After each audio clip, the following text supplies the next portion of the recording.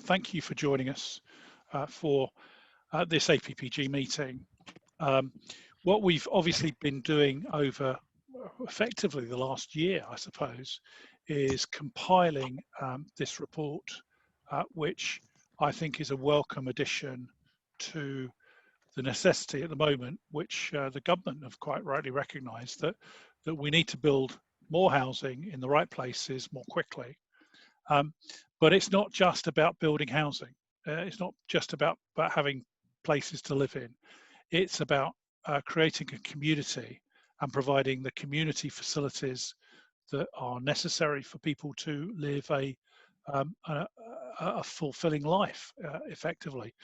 So not just putting a housing estate in the middle of nowhere and then hoping that everything works out, but providing the medical area, medical centres, providing the schools, providing the parks, providing basically all the tenets of life as we know it, and recognising that the more we do that, the less people will need to travel. And one of the challenges then is, of course, at the moment, with COVID-19, it's brought home to people the necessity of, can you work from home? Can you walk to wherever you need to go to in your local area? Or are you having to use public transport? Or are you having to use the car? And I think the recognition in this report in particular, above all else, is the fact of saying, if we build a community around the type of development that we're creating, then actually many of those things can be built in. And really this is the aim of this report, and the aim of our APPG is to look beyond the aspect of just building housing. And I think it's something that the Ministry of Housing, Communities and Local Government will look at kindly, because it fits, I think, with the Secretary of State's view on the need to build housing quickly and to catch up effectively on the slow progress there have been over the past 30 years on the development of housing. But at the same time, not just putting housing up for the housing's sake, and putting it in the right sort of areas, making sure that it fits with the local community, taking the community with us on many aspects. Clearly, there are other issues that lots of other people have talked about, energy efficiency and the such like, that all need to be built in.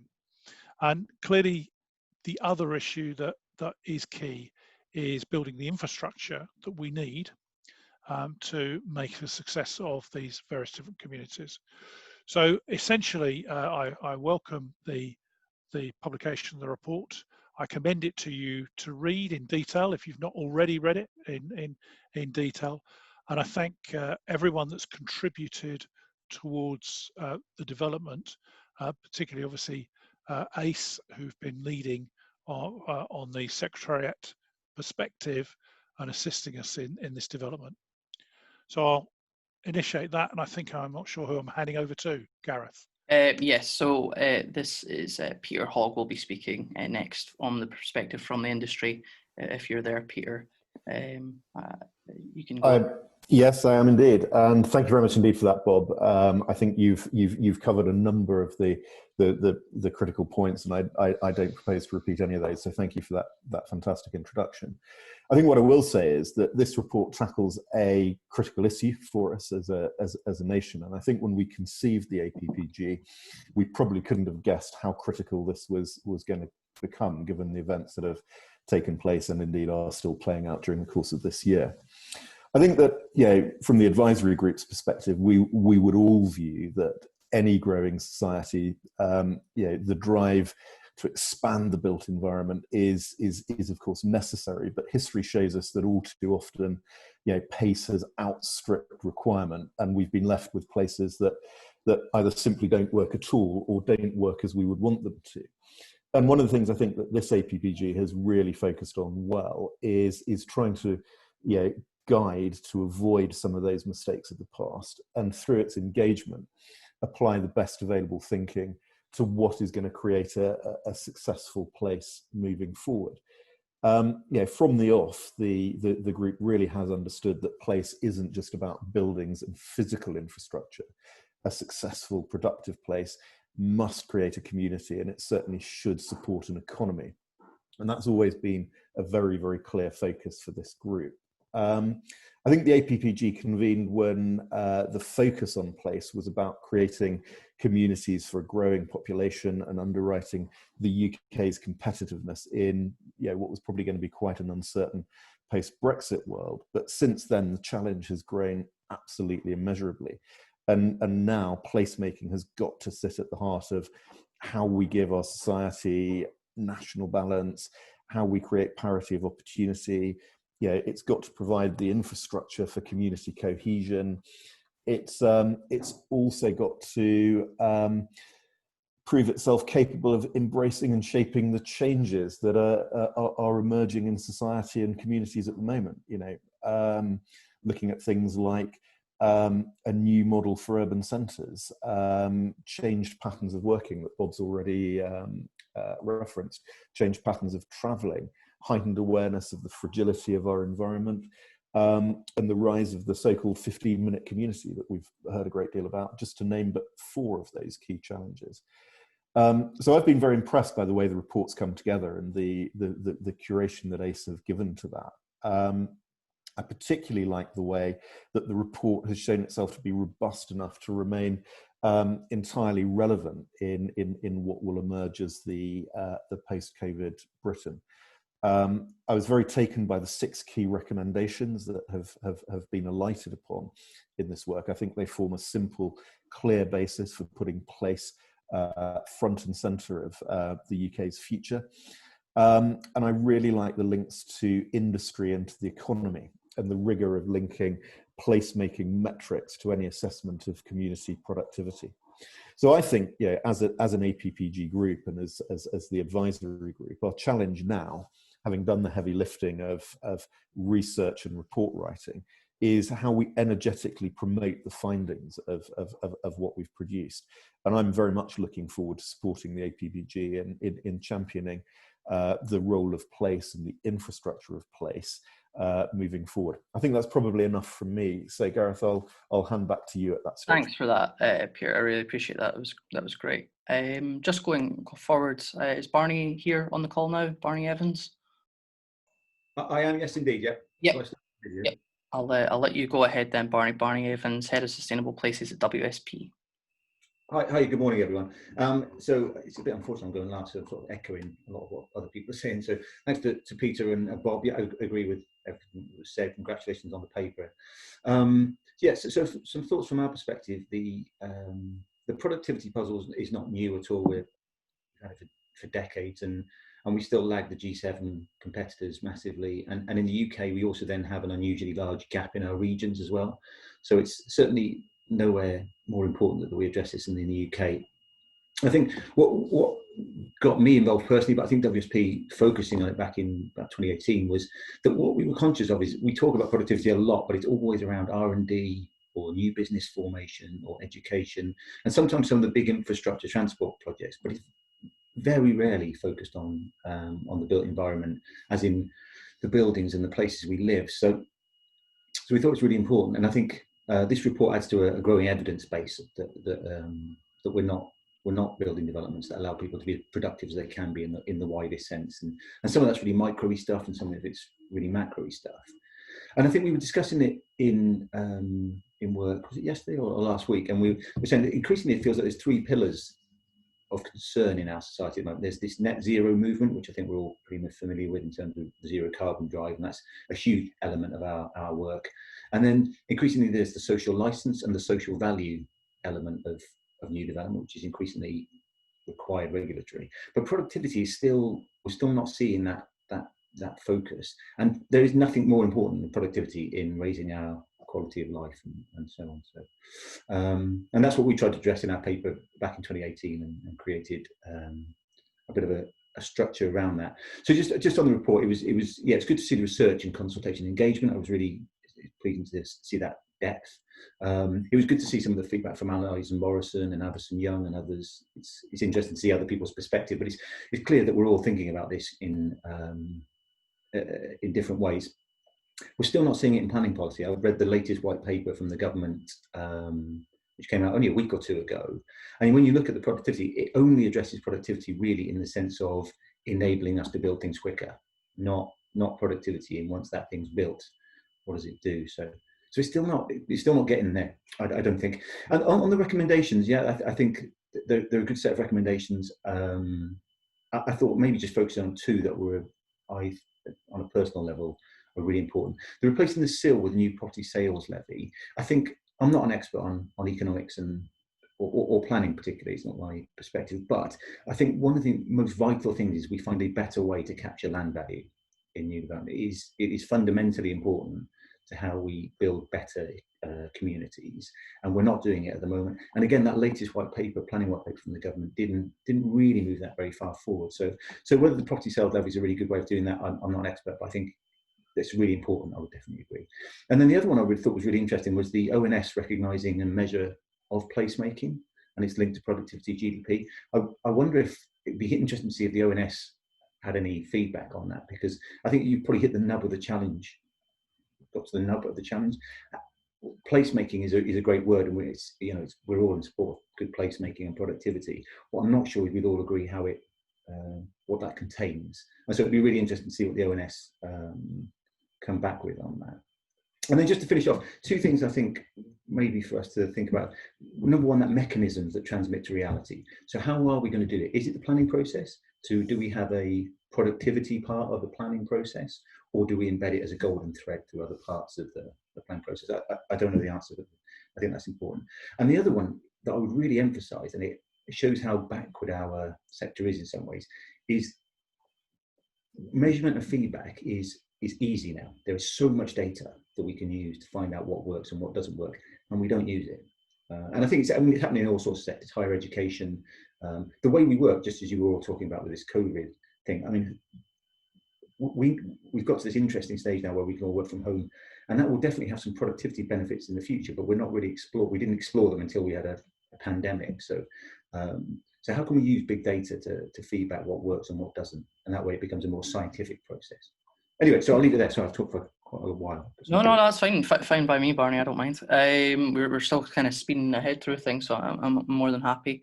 So yeah, the next part was just to go through the recommendations. Obviously, Gareth Oney, the Secretariat for the APPG, along with our members, we also helped develop and write this report.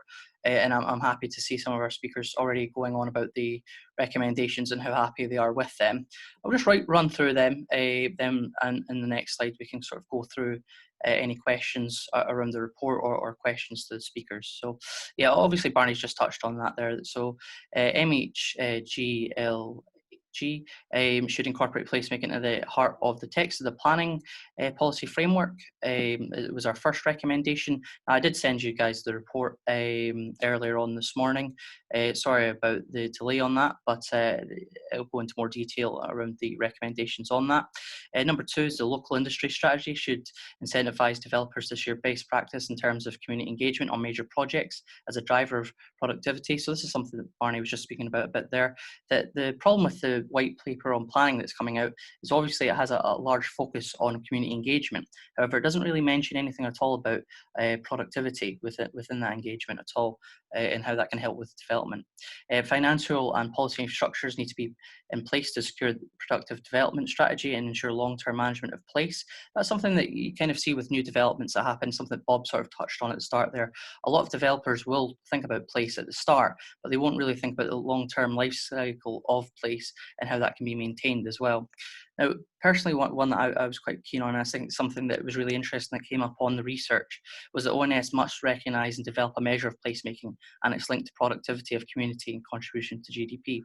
So looking through the report, there wasn't terribly much that the ONS had in terms of placemaking, and even more so, it didn't have a concise measure to how you can link productivity in placemaking, and even just productivity in general. ONS didn't really cover that too much, especially when it comes to the construction infrastructure industry, there wasn't ways in which that was being measured. So it's something that really, quite a strong recommendation, I would say, for the report. This is something that had been added later into the report, but just as is important, it's come throughout the planning white paper as well, is the UK government should aim to reduce the cost of land for the creation of affordable housing. It's something that Bob feels quite strongly on, so we had to put in the research for that as well. And then obviously, yes, as Barney's touched on there as well, they replaced the community infrastructure levy with a new property sales value. Obviously within the white paper that's came out, it's been proposed as an infrastructure levy. However, yeah, as Barney sort of touched on, there just needs to be a new way in which SIL can be redeveloped, because right now it's just quite ineffective of capturing land value. So yeah, that's the main recommendations for the report. I'm aware that we're sort of steaming ahead with the time of things, but we were just wanting to open up the meeting for a Q&A, either on the report, any questions to the speakers, any sort of comments or feedback as well on the recommendations. So yeah, I've got Ian Carman here, who's put his hand up already, and I'll let you speak ahead, Ian. If you could just flag your hands on the Zoom call, that'd be great, and then I can get to you. I'll let Ian go. Thank you, Gareth. I'm a town councillor in Newport Pagnell, which is in the borough of Milton Keynes.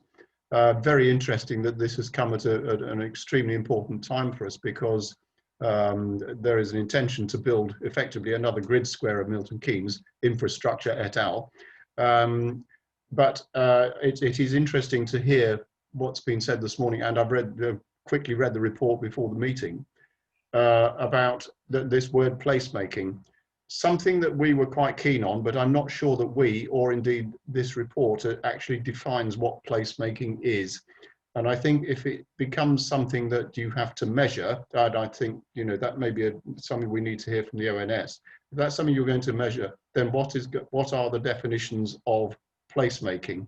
I'm also concerned about how we move from CIL to the property sales levy, although I have to say here we're still existing on S106.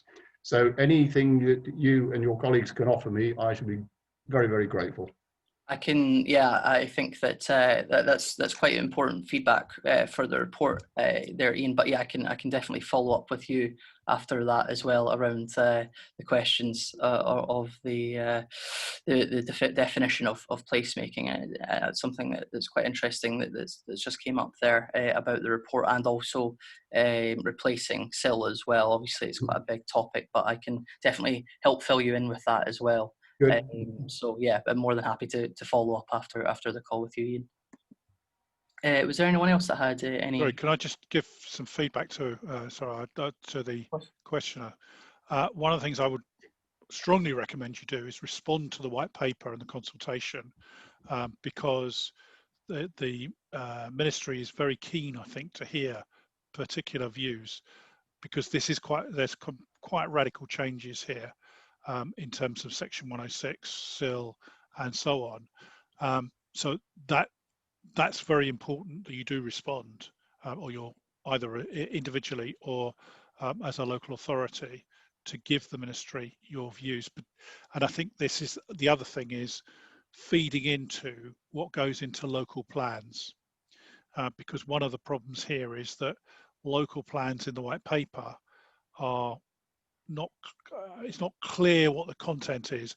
The aim of the local plans is obviously to define areas which are going to be used for further development going forward in the future. But that is the point, that local authority and local people can really have an input into making the place. And okay, we can talk about the definitions of placemaking and such like. But unless you put in at that stage the requirement for schools, health, shops, whatever else you want, community centres, parks, unless you put it in a local plan stage, there will be incredible frustration later on when it's not provided. And so it's going to be, that to me is the most radical change in this white paper. And actually local authorities have really got to work hard, I think, on setting the agenda for the place in which the local people live. Sorry, and what is the title of the white paper is what? Because I will need to pass this on to the officers. Challenge me now. It's planning for the future, is it? Planning for the future. Planning for the is what I was future. gonna say, yeah.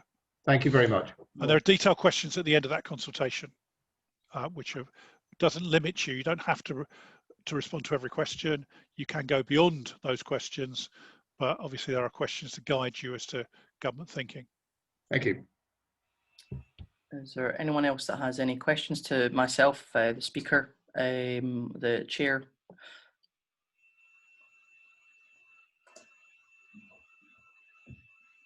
Anyone? How do I put my hand up?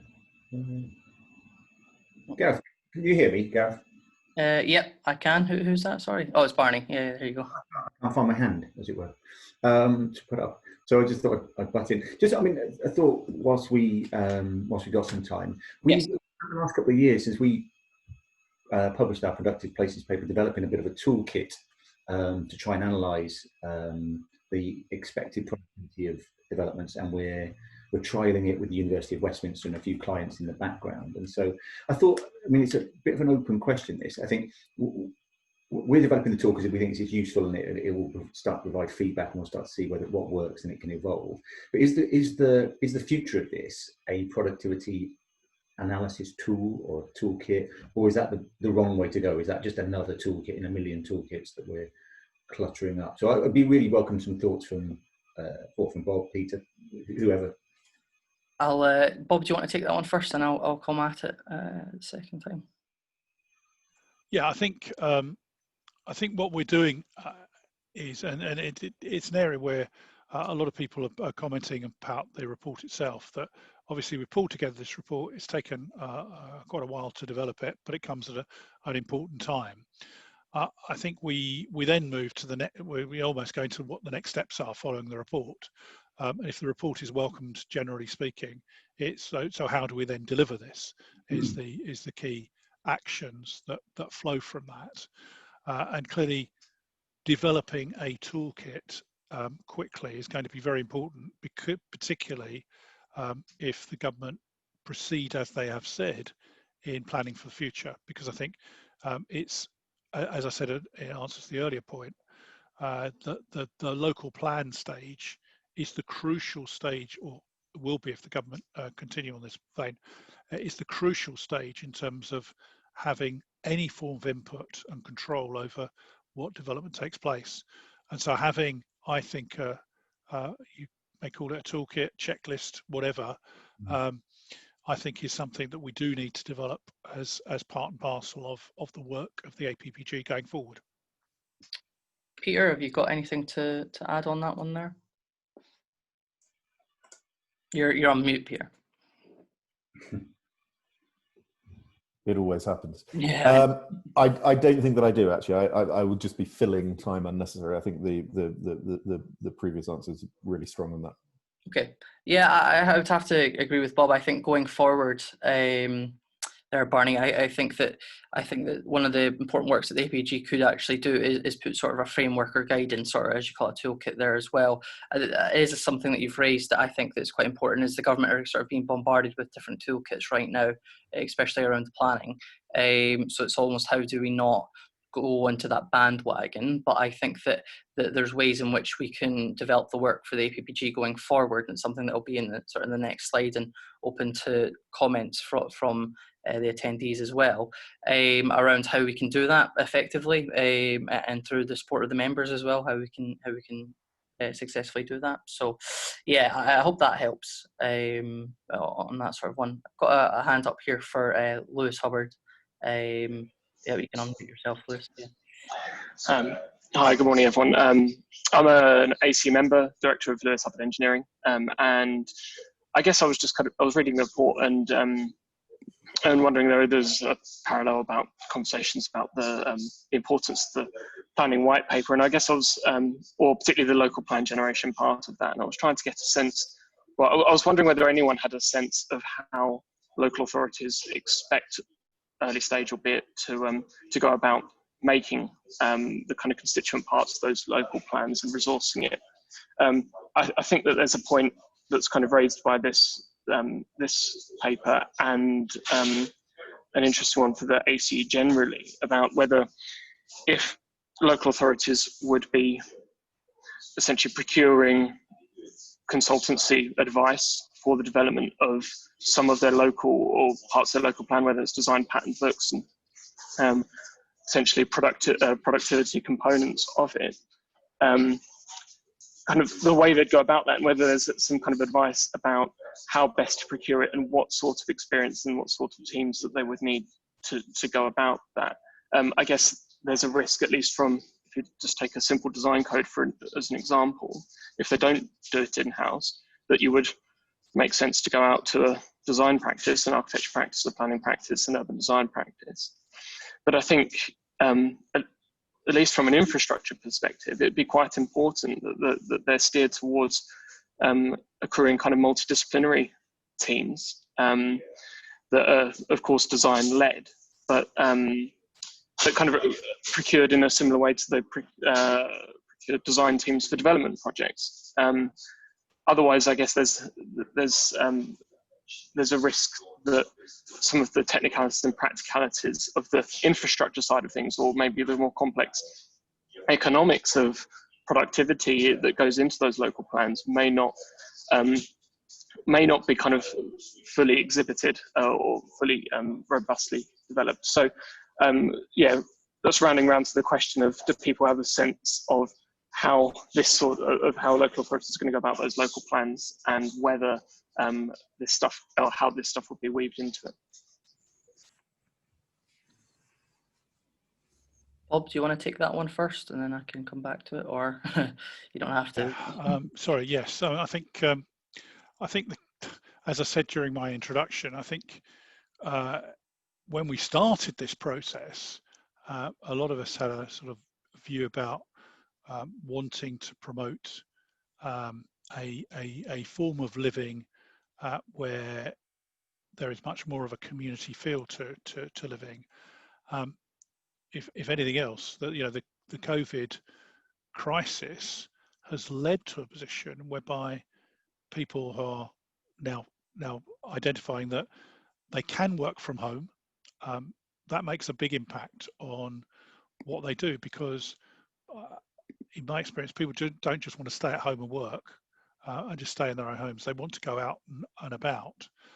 But if we're in a position whereby people don't have to commute to all the time to a place of work, and they can work from home, I think that changes the whole ambit of what we look at as being a home. When people live in flats, do they have facilities where they can work? If you're a family, are there facilities for mum and dad or whatever to both work from home and for any children to be able to do their homework? I mean, that I think is going to change the ambit of what we look at as a home. Equally, because when people are commuting from a place to somewhere else, they're more likely then to say, well, that's fine, I'm used to traveling. If we're saying to people, you're going to have to travel for your leisure, you'll travel for your to see your doctor, travel to school and so on, that has a huge impact. And in many cases, we are seeing an encouragement, of course, for children and young people to walk to school, to cycle to school if they can do so safely, and to try and reduce the school run in terms of transferring children by car. One of the reasons why people do the school run is they take the children to school, drop them off, and then go on to work. So that's an issue straight away, that if people are not travelling to work, will they need to do the school run? But equally, when we're designing new homes, are we going to have to be thinking about office facilities at home as opposed to the number of bedrooms and bathrooms and so on that often we look at? So I think it's now getting to a position whereby there'll have to be much more creativity in terms of how that's provided. And then the thought process to go into saying, well, if these people are not traveling and not commuting, but they're going to want to get out and about. So the actual creation of the place in which they live and the community in which they live is going to be, I think, even more important for the future, because we're going to be talking about physical health, we're going to be talking about mental health, we're actually going to be talking about creating communities rather than commuter belt facilities in which people live and probably don't know too many people, and commute to somewhere else where they do know people who they work with. And that challenge, I think, is something that has to be looked at now, because many of the places we've developed hitherto have been on the basis of, well, people live there and work somewhere else, and they how easy is it to commute? That may not be the question in the future. Thanks for that, Bob. Peter or Barney, do you have anything to add to Lewis's question? Yeah, I think if I can come in there, Bob, I'd agree with everything you said there. Probably the 2 points that I'd pull out is, let's not always assume that creating places means creating new places. And I don't think we should underestimate the challenge that we have in retrofitting some of these principles into existing communities, which may not be functioning as well as we would like now, or may not be able to in the future. So I think, you know, when you're starting with a clean sheet of paper and building somewhere brand new, it's I don't know that I go quite as far as saying it's relatively easy, but it's perhaps more straightforward. I think some of the profoundest challenges are going to be as we try and work out how we retrofit some of this thinking into some of our existing places and communities. And I think that is a challenge that we will need to grip. The other point I'd also make is a lot of talk, both directly and implicitly, on in our discussion so far today, has been around the much vaunted 15-minute community. The place where we can all live, work, socialize, find the majority of our needs are met. And indeed, there's much merit in that, and it is worthy of exploration and development as a concept. We at Arcadis have been championing that, as indeed have many others for a considerable period of time. But I think what we also need to guard against is that these become insular and isolated communities. So they can absolutely be communities in which people can derive the large majority of the activity that they need and want to undertake as part of their lives. But no one should feel isolated in those communities. And it is important, particularly given that this APPG is focusing on infrastructure, to think about how those individual communities are connected together into some sort of physical network, so that it's perfectly possible for people to be able to travel, to broaden their horizons, to have choices, and for those things to be accessible. I mean, I read an article in the Sunday Times last Sunday. I dare say many of us would have read it, where there was some commentary from someone who lived in part of Waltham Forest, which has been a very successful example of a 15-minute community. But the individual said, "It's fantastic. I haven't left E17 for months." And I just thought, how sad is that? No criticism to E17 and what Waltham Forest have achieved. It's fantastic. It genuinely is. But I think there's something restricting if people don't feel the need or the ability to move beyond their immediate community. So those are probably the 2 points that I would make. Thanks for that, Peter. Barney, have you got anything to add there? I agree with a lot of those points. I think that just coming back to Lewis's question about the local plan, I think, okay, you can hear me, sorry. I think from what I understand on the white paper, I think it does make the local plan ever more important, because you don't get so much of a second bite of the cherry. And so I do think the big challenge I'd say to all local authorities and clients is that it needs to be more robust, that local plan process, and more broad. It needs to involve a broader part of the community, because it's, I mean, there's a sort of usual group of us who get involved in these things, and then that needs to be broader if that local plan is going to be much more, well, it's your only go at setting the design codes and so on for your community. So, but yeah, apart from that, that's it. That's great, thank you. Have we got any other questions for speakers? This is Richard Best. Can I make a point too, please? Yeah, right, Mr. Best. I'm an independent in the House of Lords. I think we know an awful lot about what we want, but it's about the power to actually achieve it. Who's in charge here? You can have a wonderful local plan. You can have a wonderful multidisciplinary team designing the place for you. And we know what we want. I had some responsibility for building a community that's nearly finished on the side of York, 550 homes. It's a fantastic place, Derwentthorpe. It's got everything you could want: lifetime homes, home zones, SUDs, combined heat and power. We got the lot. We know what we want, but that's a pretty unusual thing to have a big foundation in charge. In 90% of cases, this is the house builders who will own the site and run the show. And whatever local authorities say, this lot are going to run circles around them. The under-resourced planners are never going to win against the group of consultants and lawyers hired in by the big house builders, whose the job of those lawyers and consultants is to find ways not to do things, to do less affordable housing, not to have to be bothered with all this zero carbon nonsense and all that. That's how the house builders will play this game. So I go for the Oliver Letwin solution. Sir Oliver Letwin did a very good report, starting with trying to get the speed of build out faster, but really getting into the subject after a while, and recommending that local authorities set up development corporations, acquire the sites with private finance, have a master plan, and take control. Don't hand over the control to the big house builders who build 75% of the UK's housing. Do it yourselves.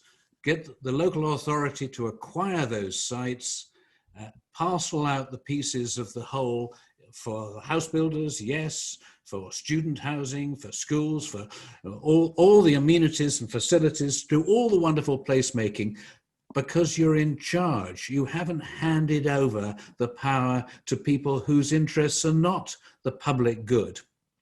So I go with the Letwin approach, and I think we need a much bigger dose of that. The white paper gets us kind of halfway there. It says all the things about we don't want the big house builders to stay in charge, but it doesn't really bite the bullet and say it would be great if local authorities set up their development corporations, borrowed the money, bought the land, captured the land value, and parceled out those pieces of land to all the different social needs and commercial needs that are required. Thank you for that, Lord Best. I think that's something that we've discussed previously as well, in terms of giving that power to local authorities, and sort of stop giving it away to housing developers.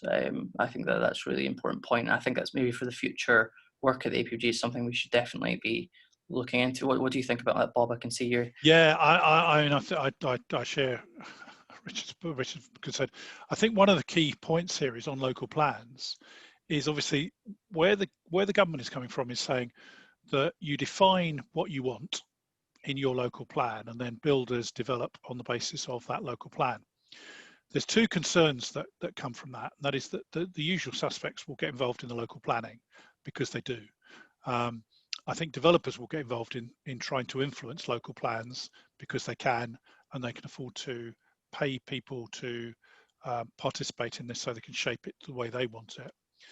The big problem is that people that live in a local area will only get the chance to shape what happens in their area at that local planning stage. So if they don't get involved for one reason or another, and generally speaking, local authorities up and down the country struggle to get people to get involved in local plans. If they don't get involved, then it will be too late when it comes to a developer having developed. The other issue, which local authorities have got to consider, and I would welcome local authorities input into this, is how do people that might want to go and live in a local area who don't live there now influence what is developed, which they would then move in and buy? Because obviously one of the concerns is that there are shortages of housing in different parts of the country, and that obviously covers shortages that people can afford to buy from the local area or afford to rent from the local area, but then there will be people that want to move to an area in the future. But how do they influence that local plan? I mean, that is to me is a key question, because at the moment, obviously a lot of the concentration is at the planning application stage, when local people understand what's proposed to be developed and then start to comment. That won't, I mean, basically where this is going is there'll be less and less opportunity for people to comment at that stage, and virtually no control for a local authority to change if something is in accordance with that local plan. So that makes the local plan stage, and remember, these local plans can be developed 5 years before anything actually gets developed in an area. So this, to me, is one of the biggest problems for people to influence what happens. Thanks for that, Bob. Peter, Barney, have you got anything to add to Lord Best's point, or further on from Bob's comment? Yeah, I think first of all, Bob, I'd completely agree with your view that I share a concern that the sort of one bite of the cherry nature of the proposed consultation process is worrying, and I think your point's really well made about how do you bring in people who may live in the community in future to the debate is a very good one worthy of analysis. I think to Richard's point around the sort of balance between the sort of the private sector house builder market and the local authority sort of interest. I'm not so sure it's entirely binary. Actually, I would point to some really good examples that we have seen of really strong, really positive collaboration between the private sector house builder market and very active, focused, objective-driven local authorities. And I would counsel against a sort of a binary approach to this, and look for ways where both parties, as it were, could be drawn together to collaborate on this, because I think where that is done well, and where forethought and planning goes into the creation of those partnerships, they can deliver a great deal, and they can be very beneficial. So I think I take on board all Richard's concerns and recognise them entirely, but I think there are ways in which local government and local authorities can drive the agenda without excluding all of the benefits that the private sector house building community bring to the party, in terms of, apart from anything else, their money and their ability to get stuff built. So I think look for those collaborative models where possible. Thanks for that. Barney, do you have anything to add? Or? No, a bit similar to Peter. I think, Richard, I would acknowledge your point. I think it's what we want is a multiplicity of methods, partly because that way we can find out what works better and evolve. So that, then that's self-build and it's council-led development. And I think maybe to cheer you up, we are working on council-led developments that are doing exactly what you're saying. They're sort of setting that this is what we want, and now if you want to build here, this is how you do it. And so that is happening a bit. Thanks for that, Barney. Any other questions before we move on to the last slide? Keeping a note of time as well, obviously. Another? Nope. I'll move on to that, which is the future work. So obviously we've spoke about what Lord Best just brought up there around, for the future of this APPG, and Bob obviously touched on it at the start, and Barney's talking about it with any toolkit or guidance or framework around moving on from this APPG. So obviously we were asked to produce this report to gather evidence, and we have done so. So it's sort of moving forward where we go with the APPG, its work. We've sort of touched on some topics today, but I'd really like to get some feedback around where members of the group would like to go, and where you think that we should sort of be aiming our focus on. So I'm really open to things. I'm sure Bob is as well, to hear comments and feedback. And if you are speaking, you will have to unmute. Everyone's muted. Martin Tucker, yeah, go for it, Martin. Hi everybody. I'm a chartered surveyor. I work for Amy, and as a property consultant, we're advising local council on a number of schemes. I agree with a lot of what's been said about it is possible to work in partnership with developers and bring benefits from both sides. I suppose my point is, and I've been very interested in what you've all said this morning, it's still a bit of a specialism, isn't it, if you're an outsider? So we're all talking and we're using a language of local plans and Section 106, and infrastructure levies and so. My experience on smaller scale developments is you only really get that engagement when it crystallises into a planning application, when people actually have got designs to look at, when they've got architectural input. I suppose it comes back to what Lewis was saying earlier about, you know, getting collaboration. I suppose my concern is how, on future work, Bob, how do we engage with those people who this isn't their day job, this isn't their expert forte, and as you've all rightly said, a lot of this work is planning led, and that is a specialism, and it's higher level. And if you're not engaged then by the time somebody has produced an artist's impression or a developer's done a local consultation, it's almost too late. So that'd be, I guess that's what I wanted to raise, please. Bob, do you want to take? Yeah, I think this is really going to be the challenge for local authorities going forward, because these changes won't come in immediately. So there will be a lead-in time, assuming they do go ahead in their current form. But it's going to be a challenge for local authorities to engage with local communities, with developers and so on, to say, look, you know, what do we want our place to look like in the future, and you know, I think that the concept of local plans will change. I mean, a lot of it is at the moment is the local plan is based around you know, designating areas for development as part of the 5-year land supply, and so on. But it actually the forward-looking local authorities are going to have to actually say this is what our place is going to look like, far more, because the emphasis is so much on the position of upfront discussion and consideration, and particularly as the local community will get one bite, as we've said, and if local authorities don't start saying to local people, well, this is what it's going to look like, what do you think, at that stage. And equally, the other challenge, by the way, is the government want to shorten the time frame taken to develop these local plans, so that people aren't hanging around for a long time. So that, I think, is going to be really challenging for consultation and determination before things happen. And of course, then, you know, if people don't work collaboratively with proposed developers, then there is also going to be the challenge of developers saying, well, hang on, wait a minute, you're not providing a reasonable playing field, literally, for us to do our development. So I think there's a lot of thought got to be got into by local authorities, and instead of what we would classify as being development control, although there will still be a need for doing that, it's far more a planning concept of what areas should look like prior to that.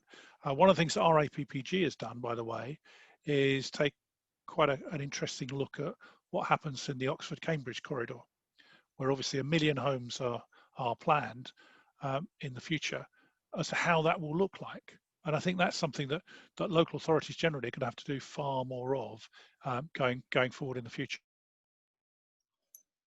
That's great. Thank you, Bob. Have we got any other comments, feedbacks, questions for the going forward for the future work of the APPG? To myself, Bob, any ideas?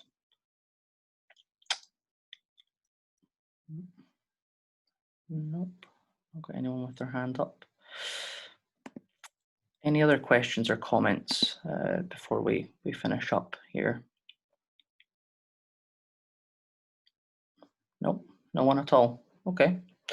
Yeah, I mean, we finished 5 minutes early, but if that's everyone quite happy with that, then I'm happy. If Bob, Peter, and Barney are happy, then that's absolutely. good. No, Yeah.